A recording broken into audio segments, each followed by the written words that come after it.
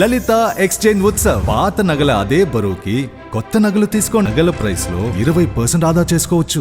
ఇది జరుగుతా ఉంటుంది. మీరైతే కాంప్రమైజ్ అవ్వదు. ఎందుకంటే ఇనీషియల్ ఫేజ్ లో నాకే డౌట్లు ఉంటాయి చాలా, నేను ఎలా చేస్తున్నా అనేది. నేను ఎప్పుడు స్క్రీన్ మీద నన్ను నేను చూసుకోలేదు ఎలా చేస్తున్నాను అనేది. ఇప్పుడు జరగబోతుంది అది. ఇదొక పరీక్ష, మళ్ళీ రిలీజ్ డబ్బింగ్ చెప్పేటప్పుడు డబ్బింగ్ ఒక పరీక్ష. అమ్మో, డబ్బింగ్ అయితే నేను ఫస్ట్ మమ్మీ దగ్గరికి వెళ్ళి ఇలా దండం పెట్టి ఎలా చెప్తారు డబ్బింగ్ మీరు అని. కరెక్ట్ గా సింక్ దానికి సింక్ అయ్యేటట్టు టైమింగ్ ఒకటి, టైమింగ్. అండ్ మనం అనుకుంటాం సార్, ఇప్పుడు మనం ఇలా మాట్లాడుకుంటే ఇక్కడ సీన్ నడుస్తుంటే ఇక్కడ ఒక రకమైన వాల్యూమ్ ఉంటుంది నా వాయిస్ లో. సడన్ గా 4 గోడల మధ్యకి వెళ్తే ఆ వాయిస్ మళ్ళీ అలాగే ఎలా వస్తుంది అనే డౌట్, ఆ ఇమోషన్ అలాగే ఎలా పండుతుంది అనే డౌట్. అందరూ ఎలా చెప్తారు అసలు? ఎలా చెప్తారు ఇవన్నీ చేసేదాకా అర్థం కాదు. అంటే డబ్బింగ్ ఆర్టిస్ట్ అంటే ఒక ప్రొఫెషనల్ గా చెప్పేసుకుంటా పోతారు, ఆ, కానీ వాళ్ళు అక్కడ చెప్పాలి, షార్ట్ లో చెప్పాలి, Short లో చెప్పాలి, ఇక్కడ మళ్ళీ ఇక్కడ డబ్బింగ్ మళ్ళీ. అప్పుడు కరెక్ట్ గా దానికి ఆ టైమింగ్ తోటే చెప్పాలి, అదే ఎమోషన్ పండాలి. అదే ఎక్సైట్మెంట్ ఉండాలి. ఒక ఎక్సైట్మెంట్ సీన్ అంటే, ఏడుపు సీన్ అయితే అదే. So you're acting twice basically, అవును. 2 సార్లు యాక్టింగ్ చేయాలి. చేయాల్సిందే. డబ్బింగ్ చెప్పడం మనం ఇంకోసారి చేయాల్సిందే. సో ప్రతి దగ్గర ఒక పరీక్ష ఉంది. సో మనల్ని మనం ఛాలెంజ్ చేసుకుంటూ పోవాలి. That is the beauty of the industry అనిపిస్తుంది నాకు. సో అది కొంచెం టఫ్ అనిపించిందా డబ్బింగ్ చెప్పేటప్పుడు? అయితే టఫ్ ఒప్పుకుంటా సార్, టఫ్. ఎన్ని రోజులు పట్టింది మీకు? నేను 1 వీక్ లో చెప్పేసాను సార్. 1 వీక్. ఓకే. ఫస్ట్ అంటే రోజు ఎన్ని సీన్లు ఉంటాయి మీ మీద? అంటే కౌంట్ తెలియదు సార్ ఎగ్జాక్ట్ గా. మామూలుగా 70+ అనుకుందాము ఈ సినిమా మొత్తం మీద. 70-80 మధ్యలో మామూలుగా ఉంటాయి. ఒక 70-80 అంటే నాది ఒక 50 అయితే ఉంటాయి సార్ ఈజీగా. అంటే ఎందుకంటే అంటే ఆ 50 సీన్స్ ని 7 డేస్ లో చెప్పేశారు. 7 days 8 days. ఓకే. కానీ కష్టం సార్. కష్టం, కానీ చాలా ఎంజాయ్ చేశాను డబ్బింగ్ కూడా. అండ్ కొంతమంది అందుకే తెలుగు వచ్చినా కూడా డబ్బింగ్ కి ఆర్టిస్టులకి వదిలేసి అందు గురించి. కానీ అక్కడ కూడా హీరోయిన్ గారిని మెచ్చుకోవాలి సార్. ఎందుకంటే హీరోయిన్ తెలుగు అమ్మాయి కాదు, అంటే పుట్టి పెరిగింది ఇక్కడే అయినా వాళ్ళ ఫ్యామిలీ అంతా తమిళ్. ఓకే. కానీ తను తెలుగు నేర్చుకుని తను రాస్తుంది, చదువుతుంది, డబ్బింగ్ కూడా తనే చెప్పారు. నాకు భాష తెలిసి ఎన్ని కష్టాలు పడుతున్నాను నేను. ఆవిడ కాకపోయినా కానీ really appreciate her. Mother tongue తమిళ అయినా కూడా నేర్చుకో. మదర్ టంగ్ తమిళ అయినా డబ్బింగ్ కూడా ఎంత. అండ్ మళ్ళీ ఇందులో ఒక తెలంగాణ యాస ఉంది సార్. ఓకే. నార్మల్ తెలుగు కాదు, తెలంగాణ ఒక చిన్న యాక్సెంట్ టచ్ ఉంది. అది కూడా అప్లై చేసి డబ్బింగ్ చెప్పడం అనేది భాష తెలియనప్పుడు చాలా కష్టమైన పని. చాలా అప్రిషియేట్ చేయాలి. సో ఇలాంటి టిపికల్ సబ్జెక్ట్ లో ఫస్ట్ టైం చేస్తూ మరి ఆ రొమాంటిక్ సీన్స్ కానీ ఆ ఇంటిమేట్ సీన్స్ కానీ ఆ చేసేటప్పుడు కొంచెం ఇబ్బంది పడ్డారా? రొమాంటిక్ సీన్స్ ఉంటాయని ఎప్పుడైతే తెలిసిందో నాకు, అప్పటి నుంచే నా మైండ్లో ప్రిపరేషన్ మొదలైంది సార్. ఎలా అంటే ఆక్వర్డ్గా ఉండకూడదు, లేకపోతే అంటే ఎప్పుడు కూడా స్క్రీన్ మీద అది కనపడకూడదు నేను హెసిటేట్ అవుతున్నానా అనేది. బిగుసుకుపోకూడదు. అది ఎలా బ్రేక్ చేయాలి అని ఆలోచిస్తూ ఉన్నా.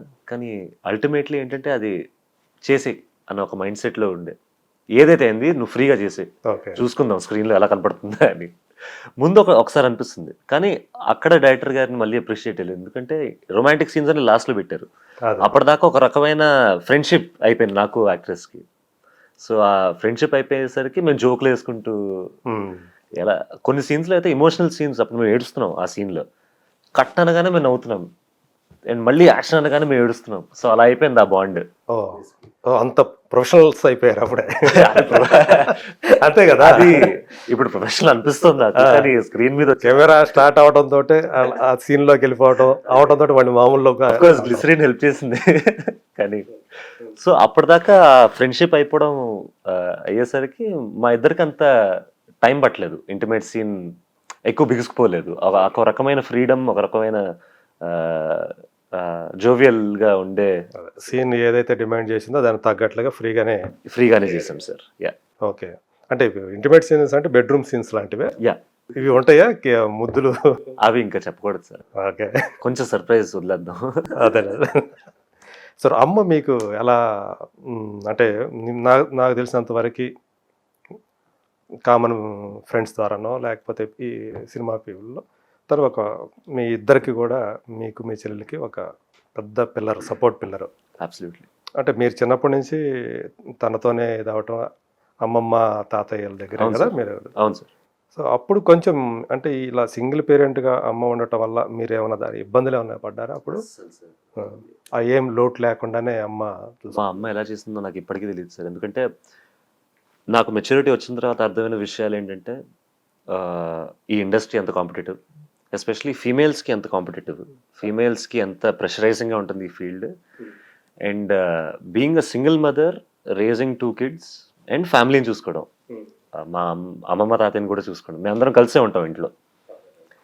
అంటే కంప్లీట్గా నాన్నని మీరు వదిలిపెట్టేశారా లేకపోతే కలుస్తుంటారా? వదిలిపెట్టడం కాదు, అప్పుడప్పుడు కలుస్తూ ఉంటాం. ఓకే. ఎంత ఫ్రెండ్లీగా హ్యాండిల్ చేస్తే ఈ విషయాలు సెన్సిటివ్ టాపిక్ అది సార్. అవును అవును. సో అంటే బయట మామూలుగా ఎక్కడన్నా ఎప్పుడైనా కలవటం ప్లాన్ చేసుకుని ఏం చేయము, కానీ ఒకవేళ అనుకోకుండా కలిసినా కూడా మేమందరం బాగానే ఉంటాం అందరితో. ఓకే. అంటే నాన్న కూడా కిరణ్ గారు కూడా మీతో ఫ్రెండ్లీగానే ఉంటారు? ఫ్రెండ్లీగానే ఉంటారు. ఎవరైనా ఇప్పుడు ఎందుకు సార్ ఈ గ్రడ్జ్లు ఉంచుకోవడం, లేకపోతే అది ఎవరికి బెనిఫిషియల్ కాదు, ఇగ్నోర్ చేయడం ఎవరికి బెనిఫిషియల్ కాదు. మూవ్ ఆన్ అవుతూనే ఉండాలి. ఇంకా అవును, అవి మైండ్లో ఉంటాయి, అఫ్ కోర్స్ నా మైండ్లో ఉంటాయి, నా చెల్లి మైండ్లో ఉంటుంది. కానీ వాస్తవాన్ని అంగీకరించాలి కదా. అంగీకరించాలి. ఎందుకంటే ఇంకో బ్రిలియంట్ థింగ్, మా మదర్ ఎలా చేశారో తెలియదు కానీ మాకు ఎప్పుడు ఆ ఫీలింగ్ కలగలేదు సార్. అంటే ఒక పర్సన్ మిస్ అవుతున్నారా ఫ్యామిలీ నుంచి, లేకపోతే ఒక రకమైన సపోర్ట్ సిస్టమ్ లేదా మాకు అనే ఫీలింగ్ ఎప్పుడు కలగలేదు మాకు. ఓకే. అలాంటి హార్డ్ వర్క్ చేస్తూ అంతే హార్డ్ వర్క్ ఫ్యామిలీ మీద పెట్టారు మమ్మీ. ఓకే. మీకోసం ఆ టైం కేటాయించేవాళ్ళు? అస్సలు ఎప్పుడు అనిపించలేదు అంటే మమ్మీ మాతో ఉండట్లేదా, మమ్మీ అసలు వదిలేసి తిరుగుతుందా. చాలా షోస్ చేశారు, అవును, అయినా కానీ ఆ ఫీల్. ఫారెన్కి వెళ్ళేవాళ్ళు కదా, యుఎస్కి వెళ్ళేవాళ్ళు, ఈ కాన్సర్ట్స్ నాటా తానా అన్ని అసలు చేస్తూనే ఉన్నా కూడా. అప్పుడు ఇక్కడ ఎవరు మిమ్మల్ని అమ్మమ్మ తాత? అమ్మమ్మ తాతయ్య చాలా బాగా చూసుకునేవాళ్ళు, ఇప్పుడు కూడా చూసుకుంటారు. ఓకే. అండ్ ఎప్పుడు ఆ ఫీలింగ్ కలగలేదు. సో దానికి I'm always grateful, I'm blessed to be a son. And అంతే సపోర్ట్ నేను ఇద్దాం అనుకుంటున్నా ఇప్పటి నుంచి. అవును, నా పని నేను చేస్తూ, నా క్రాఫ్ట్ పెంచుకుంటూ. సో అమ్మని సంతోష పెట్టాలనే మీరు అమ్మ ఏదైతే. నా ఫస్ట్ గోల్ అది సార్, ఫస్ట్ గోల్ అదే, అమ్మని సంతోష పెట్టడం, అమ్మకి ఒక రకమైన కాన్ఫిడెన్స్ ఇవ్వడం నేను మంచి నటుండని. అండ్ అందరితో ఇంకోటి, అమ్మ ఇప్పటిదాకా ఇండస్ట్రీలో ఉన్న ఇంకో కారణం కూడా ఆవిడ మిగతా వాళ్ళతో ఎలా ఉంటారా అని.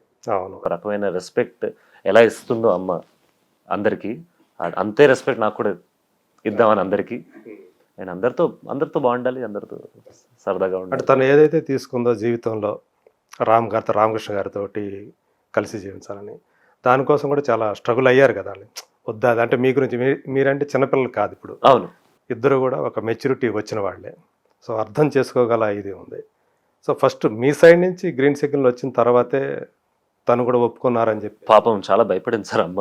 నేను సొసైటీ ఎలా చూస్తా, సొసైటీలో అంటే సొసైటీ కంటే అమ్మకి ఇంపార్టెంట్ ఏంటంటే నేను శ్రేయ, నా చెల్లెలు శ్రేయ ఎలా మీరు ఎలా తీసుకుంటారనేది ఫస్ట్ అమ్మకి వచ్చే ఆలోచన కదా. ఆలోచన అది ఫస్ట్ భయపడతారు కదా సార్. భయపడతారు, అవును. ఎందుకంటే ఇవన్నీ చాలా సెన్సిటివ్ టాపిక్స్. అండ్ కరెక్ట్ కదా, పిల్లలకి ఎక్కువ అంటే రాకూడని టాపిక్స్. అంటే ఎలా చెప్ప, ప్రతి ఫ్యామిలీలో అవ్వదు ఇది. అవదు.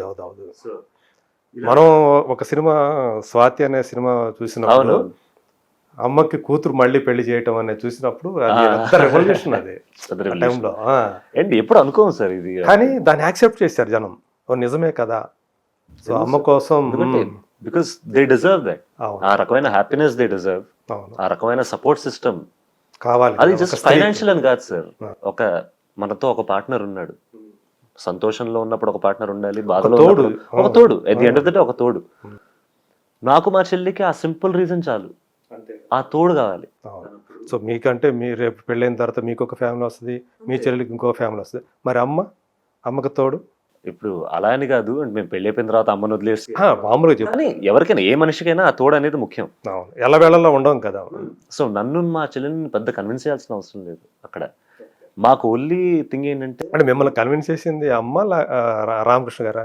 ఎవరు కన్విన్స్ చేయలేదు సార్ యాక్చువల్లీ మమ్మల్ని. ఎందుకంటే నాకు చెల్లికి ఫైనల్లీ కావాల్సింది ఏంటంటే ఆవిడ ఆనందంగా ఉండడం. ఎందుకంటే నేను చెల్లి చాలా చూసాం, ఆవిడ ఎలాంటి జర్నీలో వెళ్ళింది, ఎలాంటి దీనిపైన ఇండస్ట్రీలో ఎంత స్ట్రగుల్ చూసింది అనేది. So at the end of the day if she's choosing a person, నేను ఒకటే అడిగా, ఎంత కాన్ఫిడెంట్గా ఉన్నాం ఈ పర్సన్ మీద అంటే. She was very confident on that person. మేము కలుసుకున్నాం అండ్ నాకు చాలా నచ్చారు. అండ్ సింపుల్ ఒక తోడు అమ్మ డిసైడ్ చేస్తుందంటే why will we say no. So తను కూడా ఆ ఫీల్డ్ లో ఉన్న నేను అది కూడా చూడలేదు సార్, అసలు ఏ ఫీల్డ్ లో ఉన్నాడని కూడా చూడలేదు నేను ఫస్ట్. మీ మైండ్ లోకి అది కూడా రాలేదు. రాలేదు, ఎందుకంటే నాకు ఉన్నదల్లా ఏంటంటే మా అమ్మనలా చూసుకుంటారు అవును. అండ్ ఆయనలో ఉన్న ఎమోషనల్ కెపాసిటీ ఎలా ఉంది అమ్మని అర్థం చేసుకోవడానికి చేసుకోవాలి కదా. అవును. చేసుకోవాలి 100%. అవును. ఇవన్నీ చూసాను కానీ అది మస్ట్ కదా అది. 100% అది మా అమ్మ పాప మిస్ అయింది, అదే ఆ ఎమోషనల్ సపోర్టే కావాల్సింది ఇన్ని సంవత్సరాలుగా. ఇన్ని సంవత్సరాలు. ఎందుకంటే మనకి ఇండస్ట్రీలో కావాల్సిందే నలుగురు ఫ్రెండ్స్, లేకపోతే మన అమ్మ నాన్నలు. ఈ ఎమోషనల్ సపోర్ట్ లేకపోతే ఇండస్ట్రీలో నడవడం చాలా కష్టం. చాలా కష్టం. ప్రతిరోజు ఒక టెస్ట్, ప్రతిరోజు ఒక స్ట్రగుల్. అలాంటప్పుడు తోడు అనేది కంపల్సరీ ఇంటికి వచ్చిన తర్వాత మనకి ఆ సపోర్ట్ అనేది ఇంటి దగ్గర ఉంటే వేరే లెవెల్ ఉంటుంది. అంతే కదా సార్. అండ్ ఇన్నేళ్ళు అది లేదు అని తెలిసినప్పుడు చాలా బాధేస్తుంది. అండ్ ఫైనలీ మనం రామ్లో అది చూశాను నేను, మా చెల్లి అండ్ మా తాతగారు అమ్మమ్మ గారు కూడా చాలా కన్విన్స్ అయ్యారు అండ్ వాళ్ళు కూడా చాలా హ్యాపీగా ఫీల్. సో ఇప్పుడు అది జరిగిన తర్వాత సో మీరు చూస్తా ఉన్నారు అమ్మ హ్యాపీ. చాలా హ్యాపీగా ఉన్నారు, చాలా. సో మీకు ఆయన రామ్ గారు ఎలాంటి సపోర్ట్ ఇస్తున్నారు ఇప్పుడు? ఏంటంటే ఇప్పుడు నాకు మ్యాంగో టీమ్ మార్కెటింగ్ సపోర్ట్ చేస్తుంటే మేము పనిచేస్తూ ఉంటాం అప్పుడప్పుడు.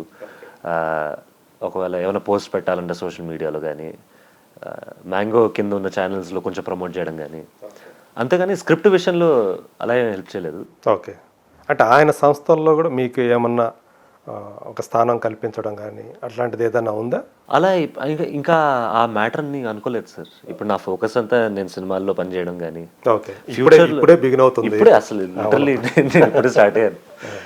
మీరు 1 year ముందు ఈ క్వశ్చన్లు అడిగితే నాకు అసలు సమాధానం ఉండేది కాదు లిటరల్లీ. సో ఇప్పుడిప్పుడే start. Maybe in the future మేము కలిసి పనిచేస్తాం. I would love to work with him, why not? ఎందుకంటే అండ్ ఫ్రీ బాయ్ గా ఉన్నారు ప్రస్తుతానికి. And he also gives me అయిపోయిందా మీ ఎడ్యుకేషన్? అయిపోయిందా? అయిపోయిందండి. అంటే అండర్ గ్రాడ్యుయేట్ బీబీఏ చేశాను నేను ఢిల్లీలో. అక్కడ దాకా అయింది. మాస్టర్స్ చేద్దాం అనుకున్నాం కానీ కరోనా వల్ల అయిపోవాల్సి వచ్చింది. ఓకే. కరోనాకు ముందు అది అయిపోయింది. కరోనాకు ముందు అండర్ గ్రాడ్యుయేట్ అయిపోయింది.